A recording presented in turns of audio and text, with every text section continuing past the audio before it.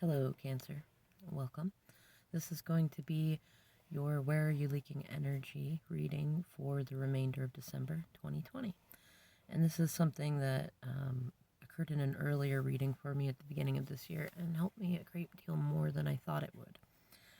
So I've pulled one Rider-Waite card and one homophone card, and you can take this reading if you feel called to and look for where you can shore up leaks in your energy that can help you achieve greater fulfillment, financial abundance, love, whatever it is that you're seeking. So the Rider-Waite card that we got is interesting. Death in reverse.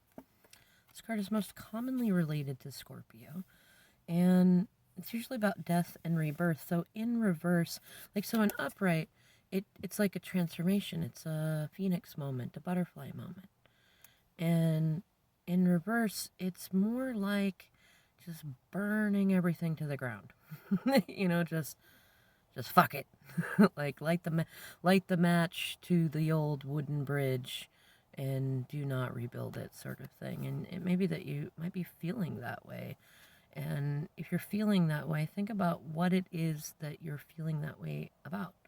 Is it a relationship, a business, a situationship, some goals that you tried to go after maybe before you had all the fundamental elements together? Is it a way of living? Like maybe you've been caught in pain and trauma cycles for a while and you're realizing that those don't serve you anymore, that you don't want to live in survival mode anymore. Or maybe it is that you're faced with somebody who's in constant pain cycles and going between, like, when you're giving them everything that they want, they're completely happy and docile, and when you're not, they're like, burn it all down, rah, off with their heads, rah. Or maybe that's you right now, Cancer. Either way, think about it.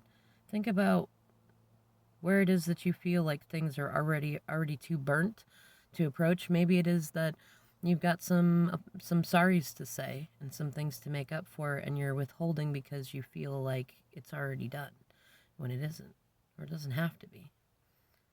And even if it is, it still says a lot about your moral character if you're willing to allow yourself to make that excuse to avoid being accountable.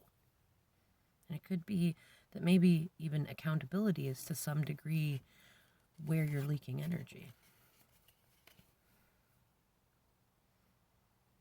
It's also, I feel like there's part of a song floating around in my head. No, it's not quite there.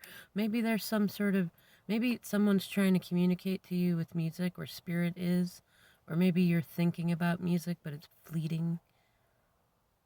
Or maybe there's some sort of intuitive connection that you're not embracing, and it's